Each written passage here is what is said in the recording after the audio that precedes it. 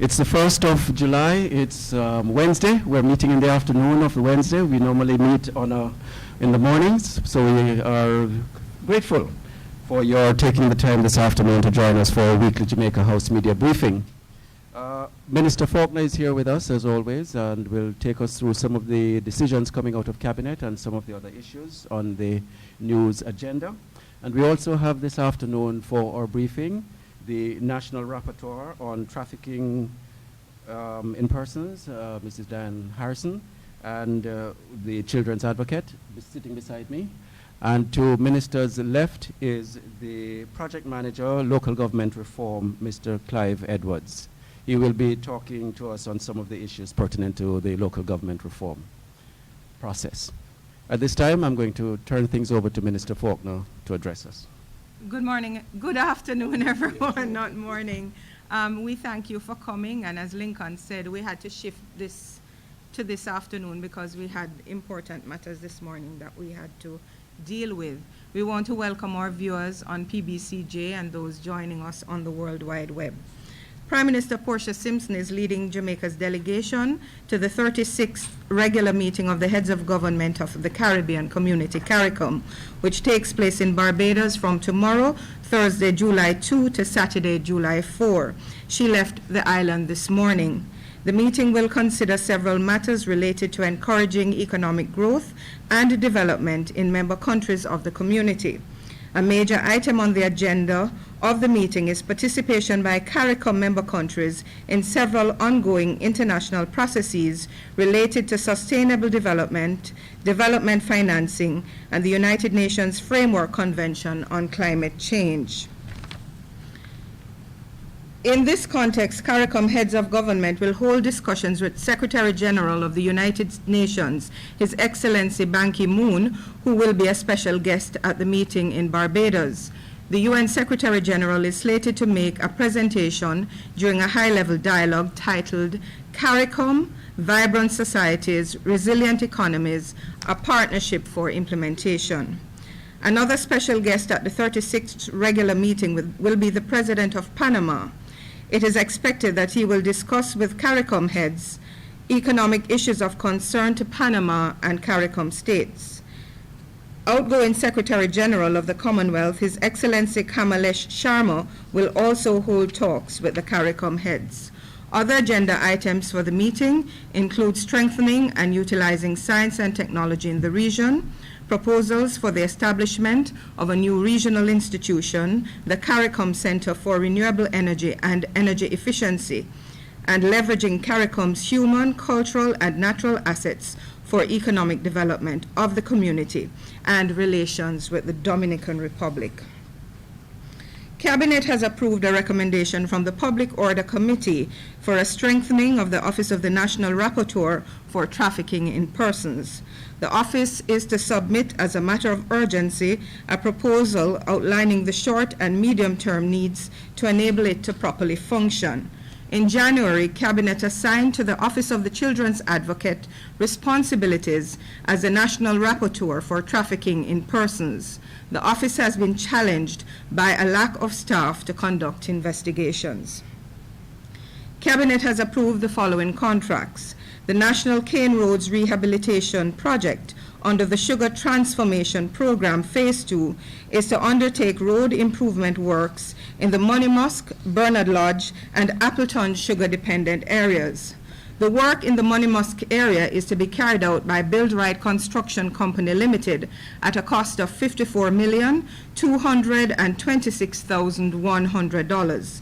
The contract for Bernard Lodge, also awarded to Build Right Construction, is in the amount of $58,282,399, while NF Barnes Construction has been awarded the contract for the road works in the Appleton area. The cost of that contract is $97,886. The National Cane Roads Rehabilitation Project is being carried out in Westmoreland, Trelawney, Clarendon, St. Thomas, St. Elizabeth, Hanover, and St. Catherine. The work that will be undertaken includes clearance earthworks, rehabilitation of existing road pavement, and surface treatment and routine maintenance.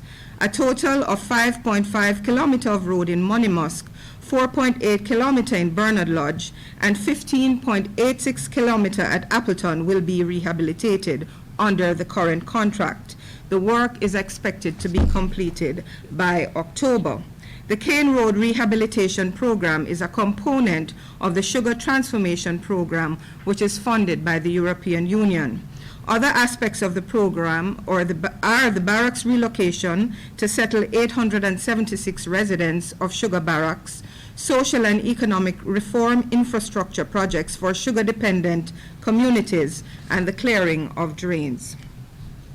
LASCO Distributors has been awarded a contract in the amount of $98,334,700 and another in the amount of US $871,529 for the supply of reagents and equipment for laboratory services for health facilities within the Northeast Regional Health Authority. The contract is for 1 year. The authority provides a range of laboratory services for detection, diagnosis, and treatment of diseases at its facilities in St. Anne's Bay, Port Antonio, Port Maria, and Onoto Bay hospitals. Cabinet has approved the participation of Minister without Portfolio with responsibility for housing, the Honorable Maurice Guy, in a Human Settlements Conference in Korea from July 6 to 13, 2015. The opportunity will facilitate the exchange of knowledge between Korea and participating countries from Latin America and the Caribbean. It is part of an effort to promote better policies in the region. It will also provide first-hand knowledge of Korea's land and new town development, social housing policies, and smart green cities. The cost of the minister's travel is being met by the Korea Research Institute for Human Settlements and the Inter-American Development Bank. The provision of low-income and affordable housing is a priority of the government of Jamaica. Jamaica will benefit especially from the exchange of information in affordable housing and housing financing. Cabinet has approved the following board appointments. Mr. Joseph Matalon has been appointed chairman of the new board of the Norman Manley International Airport Limited. The other members are Mr. Dennis Morrison, Mr. William Shaguri, Ms. Valerie Simpson, Dr. Laney Oakley Williams, and Mr. Audley Diedrich. Among the key activities for which the new board has oversight is a privatization of the Norman Manley International Airport. The new board will serve for 3 years. The new board of the Office of Disaster Preparedness and Emergency Management will be chaired by Mr. Lawrence Adamson, and it includes Mrs. Beverly Anderson Duncan, Ms. Erica Eubanks, Mr. Leon Stewart, Ms. Vivienne Douglas Lay, Mr. Ufel Purcell, Mr. Seymour Grant, Dr. Jacqueline Bisesa McKenzie, Ms. Colette Roberts Risden, and Major Clive Davis, who is also Director General of the ODPEM. The board has been appointed to serve for 3 years. And a single board has been appointed to serve the Jamaica Business Development Corporation, the Micro Investment Development Agency, and the Self-Start Fund, following the policy decision to merge the entities as part of a strengthening of the financial support to the micro and small enterprise sector. The new board will be chaired by Mr. Brian Pengele with Ms. Yannick Page as its chair. And I now will turn to our rapporteur, and she will say a few words, and then we'll open the floor for questions. Thank you, Minister. Good afternoon, everyone. The Office of National Rapporteur on Trafficking in Persons, as Minister's note indicates, was given its sanction, as it were, in January. The office became operational in March of this year, and essentially the terms of reference indicate that because of the preeminence and the importance attached to trafficking in persons in Jamaica, the government has taken this very proactive step to appoint not just a national rapporteur, but I should say it's the first of its kind in the Latin American and Caribbean region.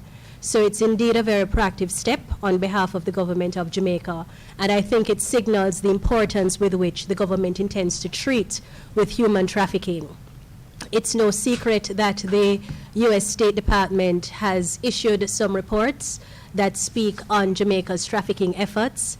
And I think that because of how important this issue continues to be and will continue to be in the near future, the government has seen it important to, as it were, appoint an internal barometer so that we can gauge the initiatives being pursued, the particular arrests being made, if any, and the local issues as they compare in the regional sphere and the international sphere, so that we can regulate and make the necessary changes and improvements before it gets to the level of the international report that the U.S. State Department intends to issue. In terms of what the office will seek to do, we don't at all intend to be doing active investigations, but certainly to monitor the reports and the anecdotal evidence sometimes that we hear coming forward in relation to the complexion of human trafficking in Jamaica. Very importantly as well is that the rapporteur is expected to have necessary briefings with Cabinet and perhaps the government in general as to what exactly are some of the major issues that are unfolding, how can we treat with it as a country, and how can we therefore improve Jamaica's response to this international problem of human trafficking. If I could just preempt a question that I've heard asked in other spheres is, will this conflict with my role as children's advocate? And historically in Jamaica, what we have seen is that women and children are the two major cohorts that feature as victims of trafficking. And so it is a very interesting overlap, but I think quite a suitable fit. Because when you look at the vulnerability in terms of the profile of would-be victims, children feature very greatly on that. So I think that the appointment will give me the opportunity to focus proactively on issues that could become threats and also increase the rubric of protection to the nation's children. Thank you. And we open the floor for questions now. Darren. Sore throat. Can you turn the mic on, please? We can hardly hear Darren. Welcome, Andre. I'll give you the notes after.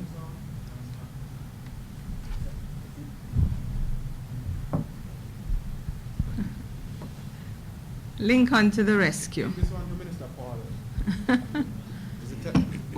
Good afternoon, Minister. Good afternoon. And your team.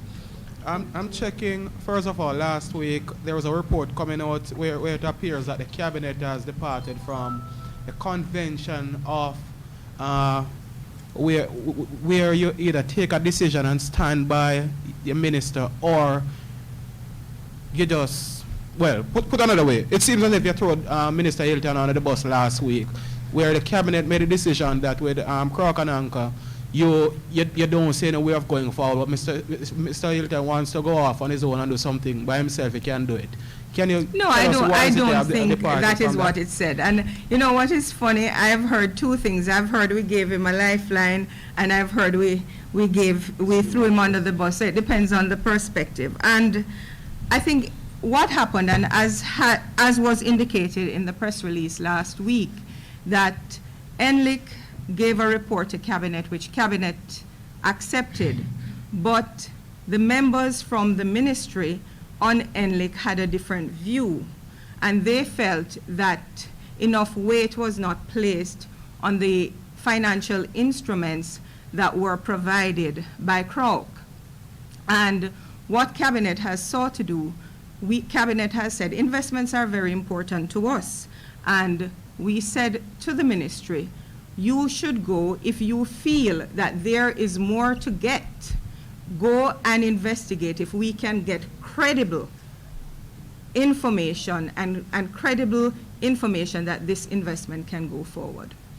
So just to follow up on that point, so Yeah. it is the case that if any ministry disagrees with an entity set up by the Cabinet to report to the Cabinet, then that ministry can stand on its own and do what it feels?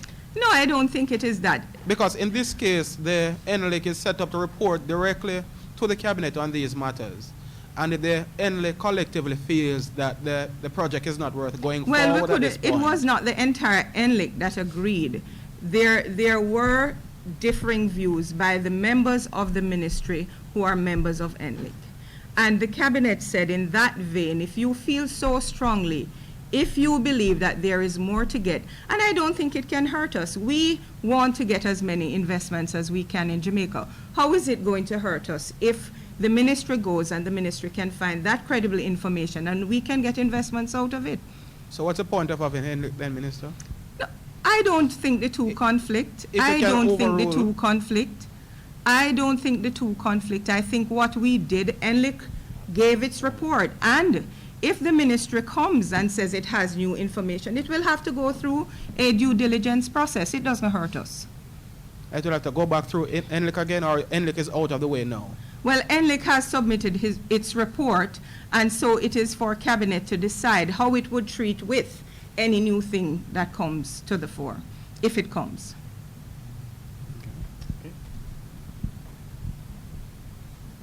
Oh, Alfia, sorry, I didn't see you. Sorry. Alfia Saunders. I'm having a sore throat, so you have to forgive me today. Okay.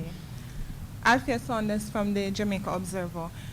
Minister, the findings of the 2014 country report on human rights practices, one of the findings is that there are credible reports that the government monitors private online communications without legal authority. We are not aware that any such monitoring is taking place. As a matter of fact, I don't even know that we have the capacity to do any such kind of monitoring. We have not the government has not been informed by the State Department. We have not been presented with any kind of evidence. And one of the things we're seeking to do is to ask the State Department if you have credible evidence and to present us with that evidence. But where would they have gotten this information from, though, Minister? I don't know, but it's not unusual that there are these reports and the evidence that they have is anecdotal. They get it from persons, and so we want to see, without casting a judgment on the report and what they have, we want to see what evidence they have. I don't know. I haven't seen what it is they have as evidence. Okay, thank you. Andre? Andre? Minister, time after time we've seen where different administrations have postponed local government election, given reasons that the general public would not buy. What is happening with your administration postponing local government election? Nothing is happening. I think we have said it over and over that we want the local government reform process to take place. The truth is that our administration has taken the reform process to the farthest that it has ever been.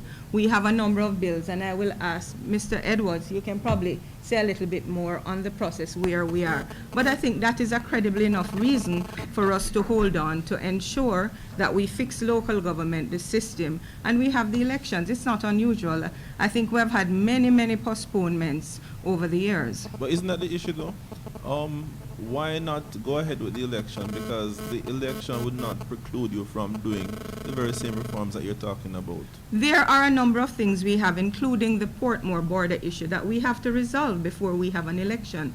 And those are some of the issues that we have to ensure that we sort out before we go to the polls. And I think we have very valid reasons for the postponement. Mr. Edwards, could you go a little bit into where we are in terms of the reform process and the bills and the stages that they're at? Thank you. Minister, I would just quickly want to put the program in context. When the program was originally designed, it was designed over 4 phases. First was the policy phase, and you had the ministry papers 893 and 703. And then we had the consultation phase, one of the most widely consultative processes that took place with the National Advisory Council on Local Government Reform. Out of that came recommendations which were placed in the House to a Joint Select Committee, and those recommendations are pretty well what the program is now implementing. The third phase is the phase of organizational operational arrangements. And 2 elements are in the operational arrangements. One is the legal framework, and the other one is looking at institutional capacity. And the fourth phase, which is always the most difficult phase in any transformational process, is how do you institutionalize your reforms? In respect of the legal aspect, there are 8-yard laws that govern local government, and they're fairly archaic. And so we looked at what would be a mammoth task, and we said, what areas of the laws could we tackle that would move the local government in a direction of significant modernization? And we chose 22 of the 80 laws, which govern finance, governs human resource management, and governs the whole issue of governance. And we call them the strategic laws, and they are at different stages of development. Now, actually, I just left a meeting of legislative committee where we in fact have the human resources bill before the legislative committee. The financial management will be with legislative committee shortly during the month of July, and I expect the governance should be there also by the month of July. So we expect all 3 bills to be there at LegCom in this month. Yeah, Minister, I hear what Mr. Ellis is saying, but one, the bills should have come from 2012. And when you look at local government election over the past 25 years, you would have had 5. And that is an average of 5 years, which local government should be every 3 years. And your administration came to power saying that you will change some of these very same things about local government, which people say appear to be a kind of disregard for local government elections. So why are we at this point? I would not say it's a disregard. Just a minute. Why are we here 3 years after those bills should have made it to Parliament? I believe we have done tremendous work, and as Mr. Edwards said, the elections were postponed between 2010 and 2012 for the same reason, but nothing was done. What we have done is tremendous work. We have a number of bills, and you know, Andre, that what has happened over the last 3 years is that we have given priority in the legislative process to a lot of the bills that we needed for our economic reform program. And as a result of that, we had some slowing down with local government reform as well in terms of getting the legislative process going. Minister, I have to ask, isn't this perhaps an indication that your administration is fearful of going to the electorate because of your performance in office? I think this government has done very well in office. There is no need for us to be fearful. We have performed, we have a very credible economic reform program which has received kudos from all over the world. And I think we have taken this country from instability to stability. And I believe the people of Jamaica are very smart, and the people of Jamaica know that this government has performed well. We are not fearful. Michelle? Abco, go ahead. I'm sorry, Abco, go ahead. Okay, thank you. Michelle Thomas, CVM News. 2 questions on the continuing on the local reform agenda. Local reform is not a new matter. It is not. Has this administration set a deadline? We cannot be reforming in perpetuity, as they say. Has this administration given a timeline as to when the major objectives of local government reform will be concluded? And 2, is this an indicator of poor planning, perhaps, because we know the length of the local government cycle? It's 3 years. Why is it that the reforms that you wanted to be done in a particular cycle not done, so that this is not an excuse? As I said too, when the elections are due. As I said it in answer to Andre's question, that we don't have infinite resources at the Chief Parliamentary Council's office. And therefore, we have had to prioritize the bills that we push forward. They are in the most advanced stage that they have been, right, Mr. Edwards? And I think that is progress. And I think that maybe for the first time, we will have a credible reform of local government over the next couple of years. And Mr. Edwards is in the process, so he can answer that a little better than I can. I appreciate the comment you've made about not having reform going ad infinitum, but transformation processes continue. But, and that's why I put in context the phases that we've gone through. Now we are at the operational phase and entering the institutionalization phase. And I mentioned about the legal framework. Another aspect is the institutional capacity. We had a PricewaterhouseCoopers review of what a 21st century organization would look like for municipal government. And they did that review, they did those recommendations, it was accepted by the stakeholders. And that report is now with the CMDD, which is the only division that has authority in the public sector to deal with organizational restructuring. And we're anxiously awaiting so we can implement that capacity issue along with the legal framework. The operational, the institutionalization phase, there are many aspects of it that are already going. We, as you know, initiated the local economic development program, and we already have started pilot programs in pilot parishes. The Amanda system, in terms of having the Amanda software in all parishes, this is very directly related to the development approval process, and it's a investment-sensitive activity. ICT websites in terms of having more accountability and transparency with the local authorities.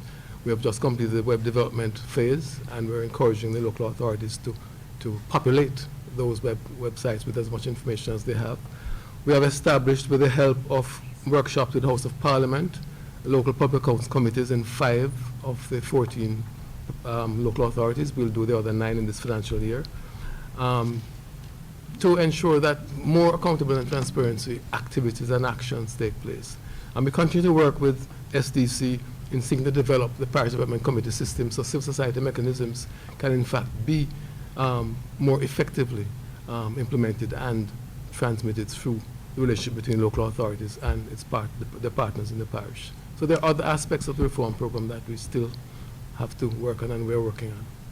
Right. Thank you so much for that, and we appreciate that. I think what the people of Jamaica are trying to understand, including myself, why will the holding up an election, how will it prevent the reform program and the legislative framework from going, can't those happen simultaneously? Yes, but remember that in asking for the period that we have asked for, it doesn't mean that we're going to span the entire 18 months. It could be any time within that frame. We in particular, the Portmore boundary issues, those must be resolved in short order.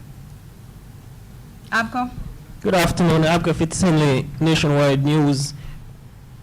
I heard you say earlier, Minister, that the finding from the U.S. State Department regarding credible reports of the government monitoring the private online communication of Jamaicans may have been compiled from anecdotal evidence. No, I did not say that at all. I did not say that at all. Well, the question is... I said I have not seen the evidence. I was very clear to say I have not seen the evidence. I don't know what they have.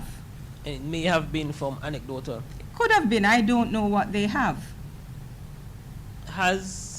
Well, I want to hear you first. How seriously does the administration take this charge from the U.S. State Department? We have taken it seriously, and that's why we want to see the evidence that they have, that we can look into it. But we don't know that this has happened. It is very important for you to understand that we don't know that this has happened. Okay. Have you done checks within the administration and satisfied yourself that no officer, no agent of the administration has been carrying out this activity? Well, those checks would be done by the security forces, and we will await. But up to this point, we don't know that based on the evidence that we have and the information we have, there is no such monitoring. So we are waiting. They must provide us with some evidence if they have that evidence. Okay. Has a formal request been sent to the U.S. State Department seeking the evidence or asking for the evidence? That process is in train. Okay. Any timeline when that may be done, do you know? I will give you further detail. Okay.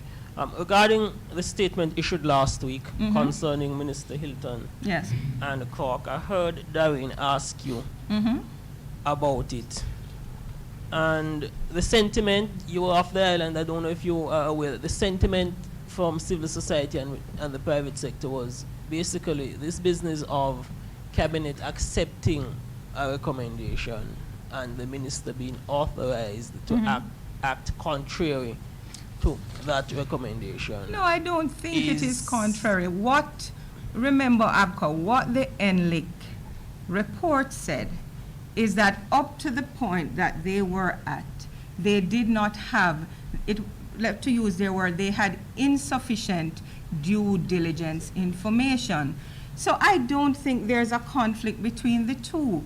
If it is that the ministry and the representatives of the ministry said that they would want to go, they did not agree, they felt more weight should have been placed on the information that has been provided, and the cabinet said, if you believe that you can get credible information, go and get it. The cabinet gave that authorization. No, but the conflict I don't think there's a conflict. What is the conflict?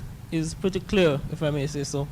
The cabinet has accepted the recommendation that Clark should not be further engaged at this time. That's one. Cabinet has accepted that's not that. what the report said. The report said there is insufficient due diligent information for it to go forward at this time. No, but the statement from the OPM said that cabinet had accepted the recommendation not to further engage Clark at this time. That was very clear. I don't recall what the full report I'm explaining said. the conflict. Then it said that very but clear. We have to agree to disagree, though. Then it says Minister Hilton is at liberty to further engage Clark if he so wishes. If they see it fit. And no, that is I don't. You and I conflict. have to beg to disagree with you. I don't agree that there is a conflict. I believe that wherever, if there's one little glimmer that we can get any kind of investment, and if the ministry representatives ask that they have a little more time, I don't think it is a conflict that we give them that opportunity. Okay. Has Minister Hilton indicated whether he has intention to take up that outlet to further engage Clark? I have not spoken to Minister Hilton about what he will do, but I can find out for you. Okay. You know, some persons have said that this whole statement, which, for example, the PSOJ boss has said he has never seen it before. Some members of civil society say it's outrageous. It's highly unusual, that was the word of the JMA boss. Is really an excuse not to sanction Minister Hilton for, building expectations. How do you respond to that? You know what? What I will say, I think the ministry could have communicated this whole crop matter differently, but I think we have to be careful about the pronouncements we make. Minister Hilton and his ministry are working extremely hard to find investment opportunities for Jamaica. We need as many investment opportunities that we can get. And I believe that we have to be careful that we also don't turn off potential investors because of what we put them through as well. We have to be careful, Abco. Okay, the final one from me is it true that there are senior ministers in the administration who effectively are upset and they feel Minister Hilton has botched this and has embarrassed the government in Jamaica? I think you would have to speak to those senior ministers yourself. I can't speak. They have not said that to me, so I could not speak on their behalf. You're not aware of that sentiment, are you? No, I'm not aware of that sentiment from any of my colleagues. I see. Thank you. Minister, you mentioned the issue of the Portmore, the redefinition of the Yes. Portmore boundaries as a major issue. I thought that was pretty much resolved, and it's now just a matter of gazetting the redefined boundaries. The issue was that you're probably referring to as resolved was when we did the amendment of the Municipalities Act to allow the citizens in those two divisions to have their councillors again represented on the Portmore Municipal Council. But in a general election situation, the boundary issue would still be an issue. So the electoral office did their exercise, and there's an order that the minister will have to sign, and to have that boundary matter finalized. So it has not been finalized yet, but it's Okay, so in train. Okay, So the petition that was taken up by the EOJ, that was in order to do what? That's the first part of the process. That's the front end of the process. Okay, all right. The minister can't, I'm not a lawyer, but the minister can't reach the state of signing the order without that having happened. Doreen, we take the last question from you. Sorry, I had one final sorry, love. question. What of the proposal to hold both elections at the same time? The local government and the general elections? I don't know about the proposal. Or the There's been some discussions that are sentiment surrounding about that? I can't speak to it because the ministry doesn't have a policy on it at this point in time. I can tell you what has happened in other countries, the dialogue that takes place. There is a feeling about effectiveness in terms of cost, but there's also a feeling that when you hold both elections together, then the local community and the local issues and the local focus gets subsumed. And that's a dialogue that has happened in other jurisdictions where this has been discussed. Okay, thank you. Doreen, final from you. Thank you. I have a question for Mrs. Gordon Harrison, but I just want to just follow up on just a few things that you mentioned. Can you help me, Minister, in terms of the evidence of the extremely hard work being done by Minister Hilton and his team to get investment here? I'll like some evidence on that if you could assist me.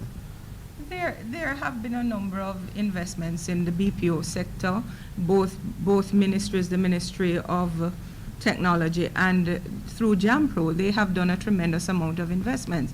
In the last 3 years, for example, in tourism, we've had over $54 billion worth of investment, and I think that some of that is coming through JAMPRO. And I think, investments are not everywhere to just grab. We have to work hard to get them, and people don't have money we don't have a lot of money all over the place, people wanting to come and invest in Jamaica. We have to work hard to attract them and to make sure that the investors who come to Jamaica, that they feel comfortable and they feel that the environment is ripe for their investments to materialize. I think Minister Hilton and his team, I don't have all I can give you the evidence of what they have done and I can ask for it, but I don't have all of them here. But he has done a lot of work.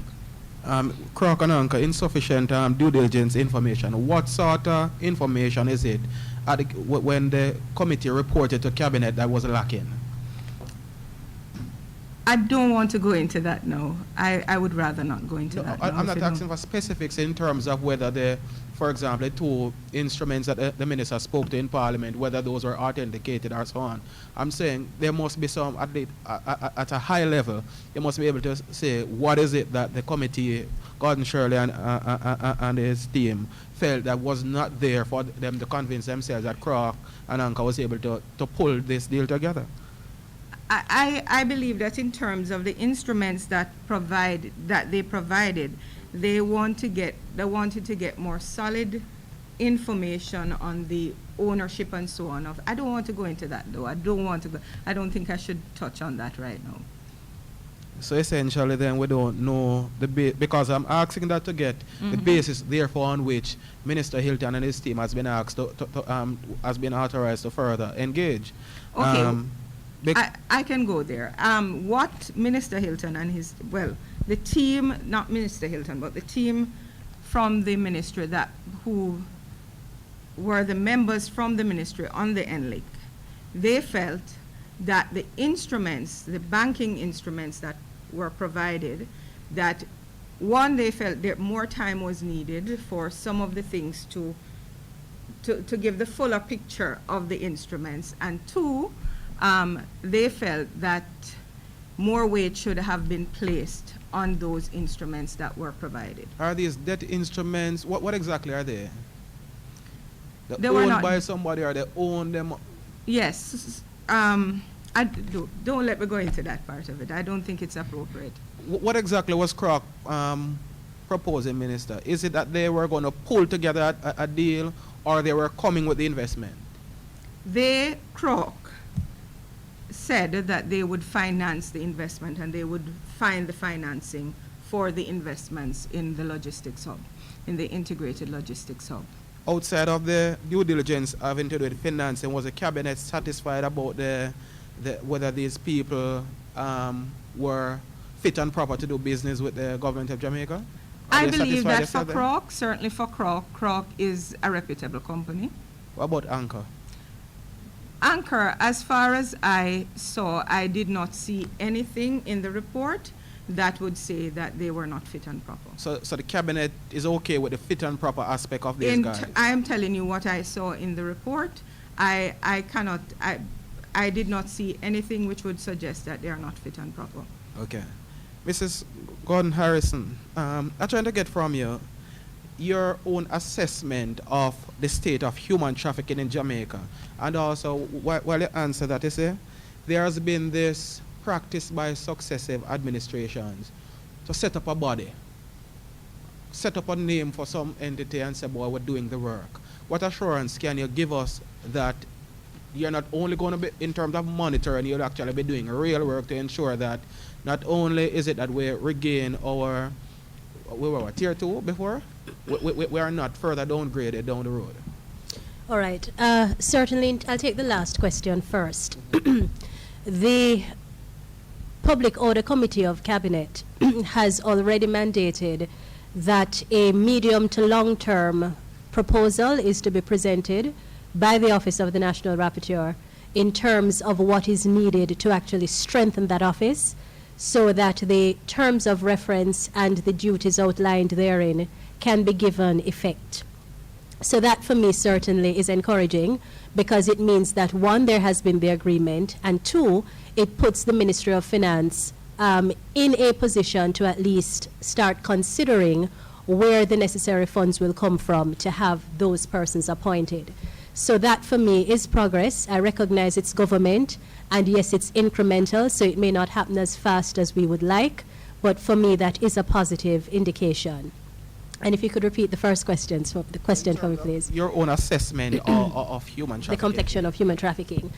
That's a difficult question because when you speak with the human trafficking unit, for instance, in the JCF, you hear of the raids that are being made, you hear of the different checks that are occurring, but then in terms of actual proof that the necessary ingredients are there for human trafficking, they're not necessarily there. That's one issue. The other issue is that we get a lot of anecdotal reports about things that are happening. It could be an issue as to timing, but I am certainly aware of the efforts that are being made by the local police to actually get real evidence. What I can speak to as well is that we have certainly secured our first conviction, so that for me, again, it was long in coming, but it certainly is very welcome. And it shows that not only are the police arresting persons, but that thorough investigations are being done so that it can, get to the requisite standard of proof beyond a reasonable doubt in our courts.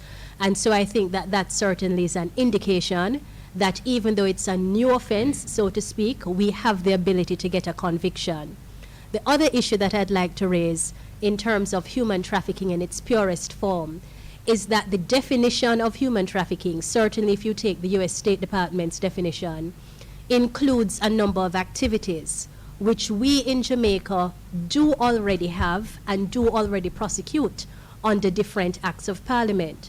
So for instance, where you have a child who is being sexually abused and there is some issue of monies being paid, that falls under the generic definition of what human trafficking is. Just that in Jamaica, it's not prosecuted as a human trafficking offense. So I think if you're going to look at the trafficking in persons legislation and say, well, we have no convictions under this legislation, it would be, I think, more appropriate if we do an assessment as to what activities can properly amount to human trafficking, even if we don't label it as that, and really look at that for totality of the picture. All right, thank you. One last thing, Minister, to Mr. Edwards is his name, right? Your response to my friend about the three bills that Minister Ascott had promised us for our independence gift, 50th anniversary. You said that they haven't made it to the legislative committee as yet. Have they made it out of the ministry? With the legislative committee. I'm pretty sure you're referring to Minister Ascott's statement about the entrenchment in the Constitution. That's the only commitment that he made for the anniversary. That bill was passed in the lower house. It's now awaiting passage in the upper house. Well, my reference there in this case, though, is to the 3 strategic bills that were Yes. identified He during didn't, that. he didn't commit that for. Well, those 3 bills, where are they? Have those bills left the ministry? Yes. If you're familiar with the process of how we create bills, the ultimate process is a draft bill by the CPC, which goes through many iterations between ourselves and the CPC. As I mentioned before, I just left LegCom. The HR bill is before LegCom, which is the final step before you go to place it in Parliament. The other 2 The bills? financial management bill has come back from the Attorney General's office because you have to go to the Attorney General before you can go to LegCom. That has come back from Attorney General's. And the governance bill is about to go to AG. So we're at a very advanced stage. So I said, we're hoping to get them all before LegCom during the month of July.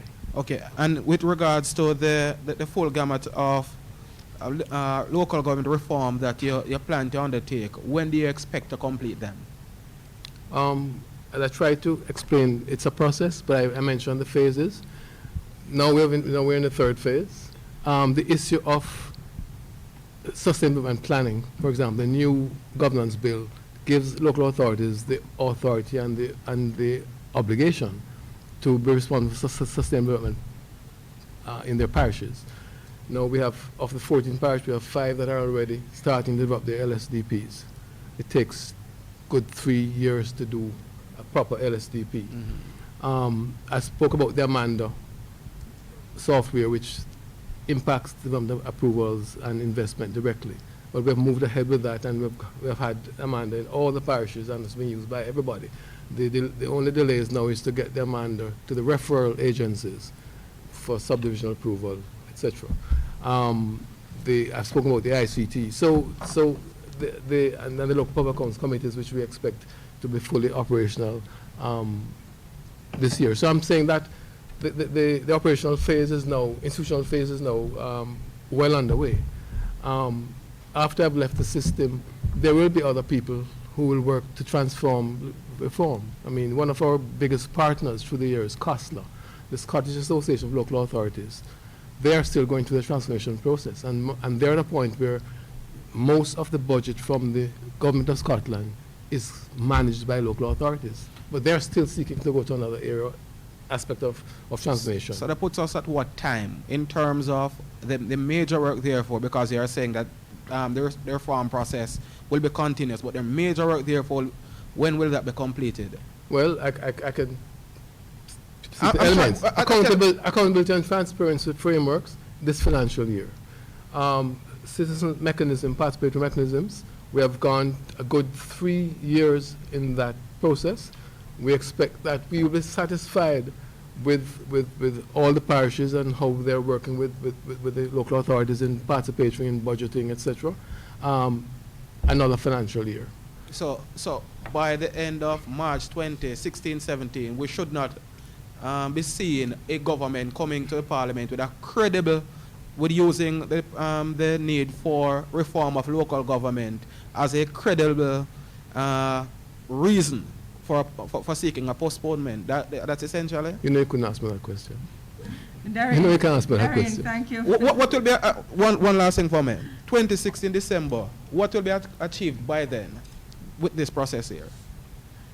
Darren, I I just don't think it's pointed- fair to Because that is the day that. No, but hold on. One second, Minister. All The right. way the legislative process works, as he said, it is a long process, you know. You have many different areas that you have to go through. It goes through LegCom, it goes to the Chief Parliamentary Council, it comes to Cabinet, and there, along the way, there is consultation. I think Well, it's unfair to ask. Minister, I can say one thing. I'll Certainly- direct it to you then, Minister, because the Cabinet has agreed to December 2016 as the extension date for local government election, up to December 2016. What is it that you're expecting to be completed by then? And what Mr. Edwards said, Mr. Edwards said earlier to you that we expect that all of these bills will be before the Legislative Committee by July.